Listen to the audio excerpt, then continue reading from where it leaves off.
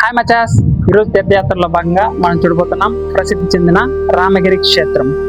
ఈ రామగిరి క్షేత్ర శ్రీ వాలీశ్వర దేవాలయం చెన్నై తిరుపతి ప్రధాన రహదారి నుండి సుమారు 3 కిలోమీటర్ల దూరంలోను, రామగిరి అనే ప్రదేశం నాగలాపురం నుండి సుమారు 6 కిలోమీటర్లు, పిచ్చాటూరు నుండి 5 కిలోమీటర్లు, తిరుపతి నుండి 70 కిలోమీటర్ల దూరంలోను, చెన్నై నుండి 77 కిలోమీటర్ల దూరంలోను ఉండి నాగలాపురం మరియు పిచ్చాటూరు నుండి షేర్ ఆటోలు కూడా అందుబాటులో ఉన్నాయి.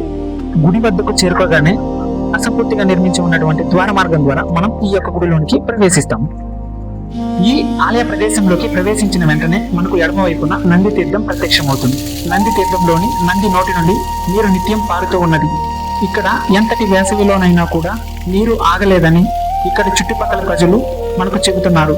అలాగే ఇక్కడి నంది నోటి నుండి వచ్చే నీరు ఎక్కడి నుండి వస్తుందో ఇప్పటి వరకు అంతు చిక్కని ప్రశ్నగానే ఉంది. ఈ రామగిరి క్షేత్ర ఆలయం ఉత్తరం వైపు ముఖం చేసి ఉంటుంది. దీని ప్రవేశ ద్వారం మాత్రం తూర్పు వైపున ఉంటుంది. గర్భగుడిలో గర్భాలయం, అంతరాలం, అర్ధమండపం ఉంటాయి.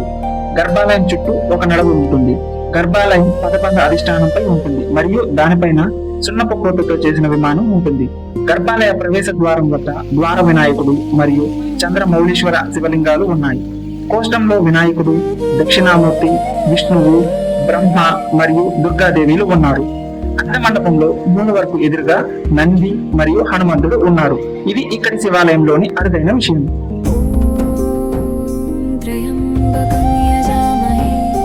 ఈ యొక్క ప్రాకార సన్నిధిలోని సప్త మఠాలలో వీరభద్రుడు, చండికేశ్వరుడు, సూర్యుడు, ఆంజనేయుడు, అయ్యప్పన్, దక్షిణామూర్తి, దుర్గాదేవి, గజముఖుడిగా గణపతి, కూర్చున్న భంగిమలో వీరభద్రుడు, విచిత్రమైన తలభాగాలతో అగస్త్యుడు మనకు దర్శనమిస్తారు. అలాగే అమ్మవారు అంబాల్ మరగదాంబిక రూపంలో ప్రత్యేక సన్నిధిలో దక్షిణాముఖంగా మనకు దర్శనమిస్తారు. ఈ గుడి యొక్క చారిత్రక ప్రాముఖ్యాన్ని మనం చూసినట్లయితే అసలు ఈ ఆలయం పల్లవుల కాలానికి చెందినది మరియు చోళరాజు వీరరాజేంద్రుని కాలంలో ఇది పునరుద్ధరించబడింది. శాసనాల ద్వారా తెలిసిన దాని ప్రకారం విజయనగరానికి చెందిన సంగమకుల విరూపాక్షరాయ రాజగోపురాన్ని నిర్మించడానికి ప్రయత్నించారు. కానీ కారణం తెలియకుండానే మధ్యలోనే ఆగిపోయింది. ఈ క్షేత్రం యొక్క స్థల ప్రాముఖ్యం చూసినట్లయితే రామాయణ యుద్ధం చివరిలో బ్రాహ్మణుడైన రావణుడు రాముడి చేతిలో సంహరించబడ్డాడు. దీనివల్ల రాముడికి బ్రహ్మ దోషం వచ్చింది. రావణుడు అసుర జాతికి చెందినవాడైనప్పటికీ అతని తండ్రి విశ్వారవుడు బ్రాహ్మణుడు. ఈ దోషం నుండి విముక్తి పొందడానికి అతను శివుడిని పూజించాలనుకుని కాశీ నుండి శివలింగాన్ని తీసుకురమ్మని హనుమంతుడిని కోరాడు.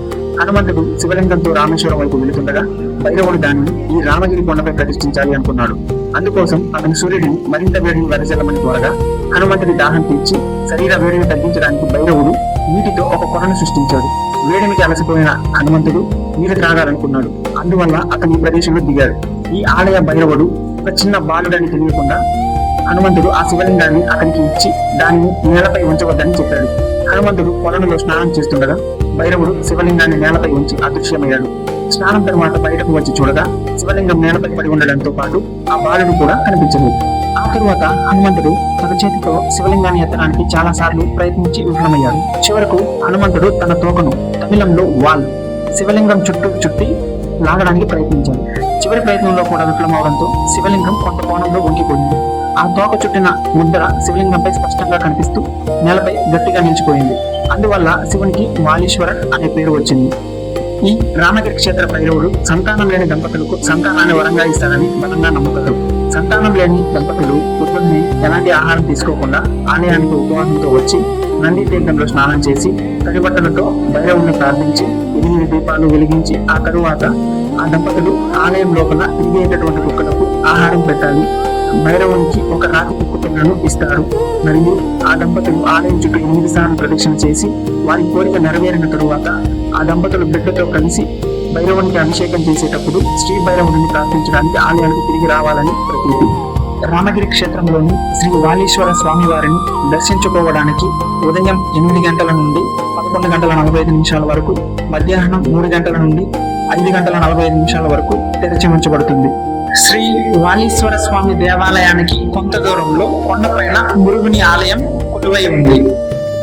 మెట్ల మార్గం గుండా ఈ ఆలయాన్ని చేరుకున్న తర్వాత కొండ చుట్టూ ఉన్నటువంటి పచ్చని ప్రకృతి వాతావరణం నడిచి వచ్చిన అలసటను తెలియనీయకుండా మనసుకు ఎంతో ఆనందాన్ని ఇస్తుంది.